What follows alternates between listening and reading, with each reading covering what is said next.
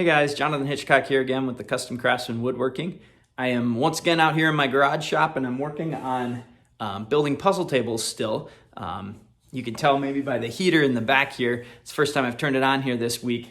It's in the 30s and 40s now in Wisconsin, which is big football weather for a lot of people around here, but it's also puzzle weather for a whole different clientele of people. And so I get a lot of orders for puzzle tables. For the winter months when people are cooped up. That's something that they like to do. So I've got 4 that are all the exact same size. So I'm doing something that I've never done before. All my builds are custom ordered. And so somebody messages me with a plan, the design, they want to choose, what type of wood, the size, how many drawers they want, different kind of features to it. And so in this case, all 4 are the same exact size with 6 drawers each.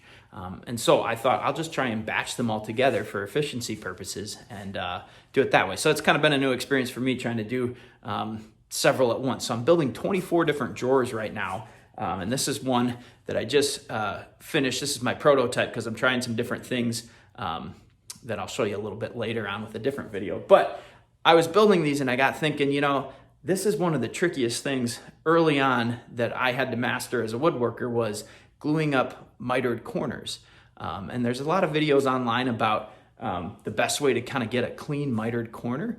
And so I thought, I'll just show you really quickly. There's a couple different ways that I do it. And of the 2 ways that I do, there's one that I definitely favor more, especially for maybe picture frames, or in this case, smaller drawers or puzzle table drawers like this, boxes even. I think you can get really clean mitered corners, and I'll show you that kind of tool that I use here. So let's get into it. So before I show you kind of the method I used, I thought I'd show you the end result here. And this is just a prototype, and so I didn't spend any special attention or anything on these corners. I actually went pretty fast through them, just knowing that this is just a prototype for what I'm going to do next, and cutting some different splines for it. But you can see a really clean, crisp corner. Barely visible line, really no kind of gap to fill. There is a little bit on the bottom. There's one that was a little bit more gappy. There it is. So you can see on the bottom one there, that one needs a little bit of sanding and sawdust, but nothing extreme whatsoever. And then the thing that I love the most, this is my PEC Combo Square. So super accurate. And you can see hopefully in the video, it's about as square of a drawer as I can make. And so that's what I really like, is because that helps with the alignment. Obviously, then when you're sliding something in and out, there's no drawer slide. So the whole thing just slides on the wood. And so it has to be really square for it to be smooth. And so let me show you how I got this.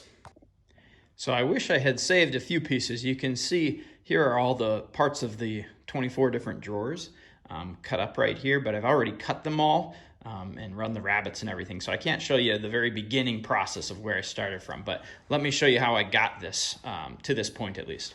So before you go and make a bunch of mitered cuts to try and do like a picture frame or a drawer or whatever it is you're making, probably the most important place to start is actually making sure that your setup at your table saw is correct. And so I have another little PEC Double Square that I use to check for 90 degrees on my blade, first of all. And then another really important thing, I use, what do you call this thing? A miter gauge. I use a miter gauge to make all my cuts. I actually don't own a miter saw. I used to and sold it kind of for space purposes, and I get a lot more accurate results at my table saw. So that maybe is a little bit of a tip that I would say. I find that the table saw is a lot better for cutting miters and for accuracy and stuff than what I ever had on my miter saw, but that could also just be the type that I had and how I had it set up. But on the table saw, this is the way I do it, with a nice miter gauge. So I do have the Woodpeckers indexable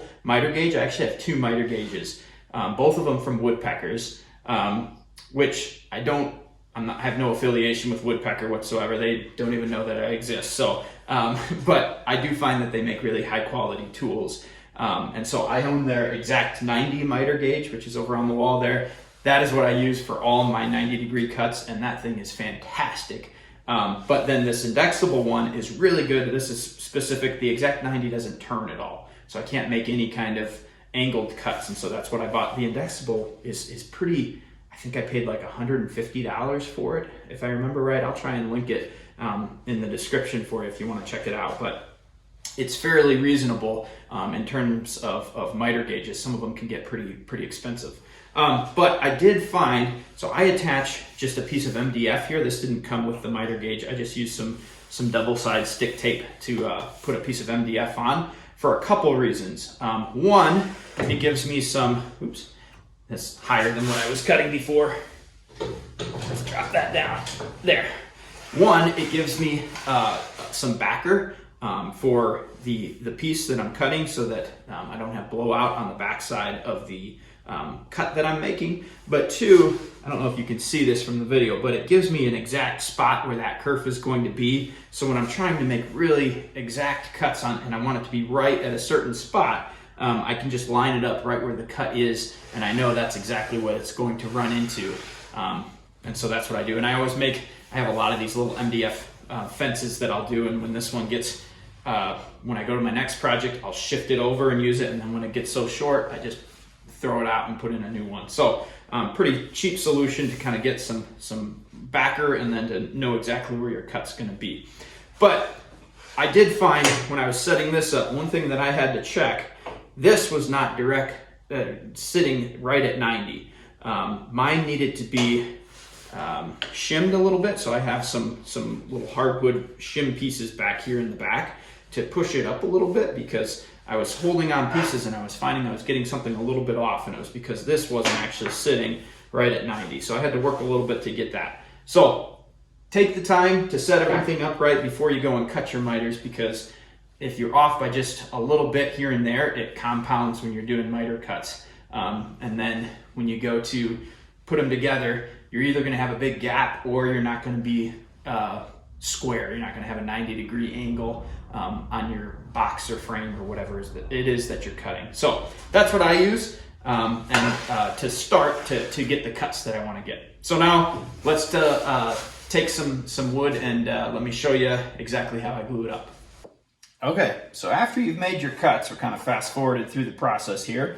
I just grabbed 4 new pieces of white maple. After you've made your cuts, and probably after you make your first one, not after you do all 4 pieces here, you always want to check and make sure. I'll use my combo square here and just run it and make sure I'm right at 45, which is probably, for a while in my woodworking career, that was a hard thing to achieve. And so that's an important thing to a perfect glue up. Is probably 75% of it is the setup of the tool you're using to make the cut, and then making sure that you've got an exact 45-degree angle that you've cut. So then at this point, there are a couple different ways that you can glue this up. You can buy something, some different corner clamps, and I've tried those 90-degree corner clamps. I actually bought a set and then returned them. And the main reason was the ones that I bought, it was an L-shaped corner clamp, and then it came with like a nut that you would use with an L-shaped piece of metal that would kind of hold it onto each side of your piece.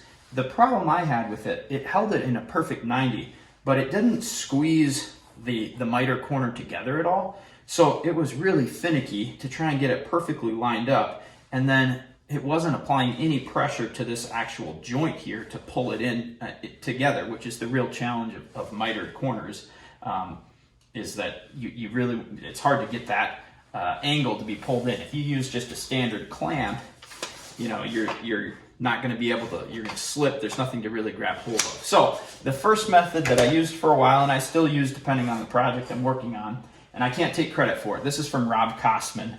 I think his channel is Rob Cosman Woodworking. And it's a really simple, easy thing. This is just a piece of cherry that I made. I think it was a scrap of some kind. And I glued onto the back some 120 sandpaper here so that it has some grip. But then you cut out this V, and I just used a jigsaw to do that. And the idea is, I'll show you how to line it up, but you line this up and you clamp it down.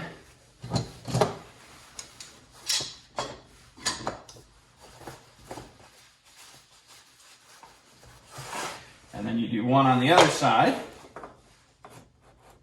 And it's important that you get it kind of lined up right. I'm speeding through this process because it's not the final result of what I wanted to show you. But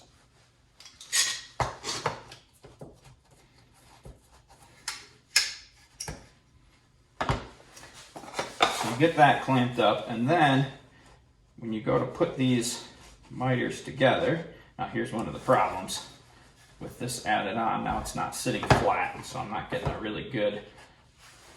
I could fuss around with it and get it perfect, but this is one of the reasons I went away from this method is it does take more fussing around. So you just have to take my word for it that it's not perfect right now. But then your third clamp comes across, and now you've got this spot. And now I can actually pull these together and get them lined up pretty well.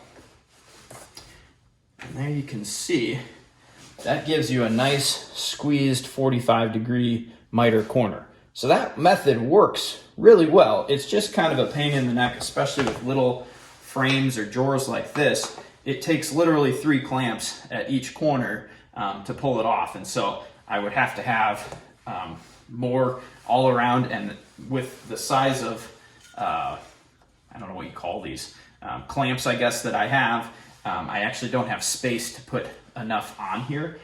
And so that's where most of the issue comes from. But this method works, and I use this on larger frames or larger miter corners or boxes and things like that. I will use this method. So that's tip number 1. Rob Cosman has a great video showing how to make these more in depth than what I just did, but very effective.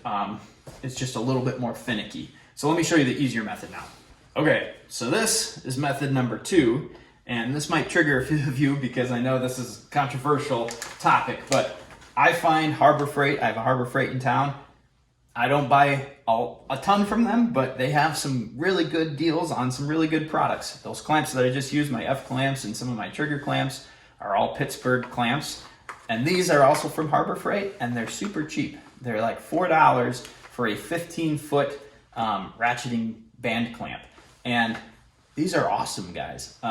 You can get absolutely perfect glue ups with these clamps. And so I actually went out, because I'm doing so many drawers at once, I bought 3 more of these to help speed up production a little bit, so I can glue up 6 drawers now in total at a time to speed things up. But let me show you how I set this up and why I like these. So it takes a minute initially to get the clamp kind of set up, but once you have it, you can just kind of use it and rinse and repeat for the other drawers here. So I'll set it into place here. Oops. Make sure I keep my rabbit on the bottom. And now I've got all 4 corners lined up. So let me change your angle so you can see this a little bit better now. So here we are. You can see this is all still loose, willy-nilly kind of right now. But there's a lot of forgiveness, I found, when you go to glue it up. If you need to adjust a little something, there's room to kind of do that before the glue kind of sets. So I'm not doing it with glue right now. I'll just kind of show you. But you get it aligned like this, and then you just kind of, ratchet it a few times, and it starts to tighten. And before I get it too tight, I will adjust. So these 90-degree kind of corner pieces, these are plastic, which is all you really need. The glue doesn't stick to it, so that's good. But you want to make sure that your corners, sometimes it seems like one wants to go a little bit deeper in. And so I try and make sure that these inside corners are perfectly matched up before giving it the final kind of clamp down. But you can see, hopefully in the video, it really pulls those miters together perfectly. And so I get and it's all in one. I mean, it's all together. There's no fumbling around with a bunch of different clamps. The one issue is that this kind of, the ratchet part keeps it a little bit elevated. And so sometimes I'll put some weight on it to make sure that the glue up is staying flat as I'm going here. But that's all that there really is to it. You don't need a ton of pressure. And now I've got one completely glued up. I can set it off to the side, and then I can go to the next one. And so let's just test to make sure. If we look at it here, I mean, that's about as perfect as I can get. I don't know if you can see. I'll go from the other side. Let's see if the other side is as good.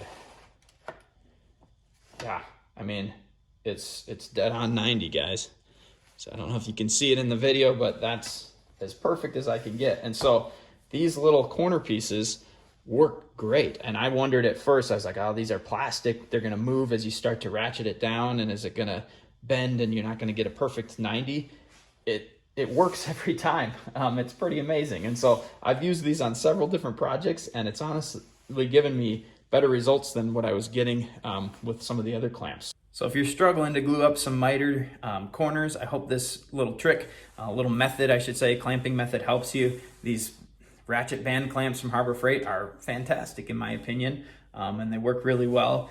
One of the things I didn't say that I'll add is all of the Harbor Freight Pittsburgh clamps have a lifetime warranty on them, and I've had some experience in using that, and it's been a no hassle, really easy issue. I had one of these F-style clamps that started slipping on the bar, and so I took it in and just kind of explained, and I said, hey, it slips right here, and they just took the clamp from me, and they said, sounds good, go pick a new one. And so I just grabbed one off the shelf, and they told me to have a good day, and I walked out. And so when they say it's kind of a hassle-free lifetime warranty, it really is if you've got one close by.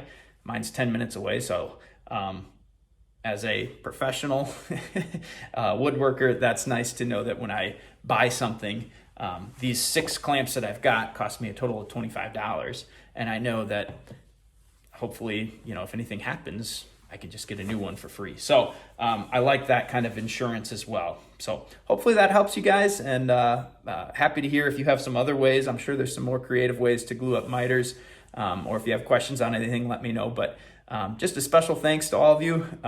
This channel has kind of grown exponentially in just like a few weeks, and so if you're a new subscriber here, I really appreciate you.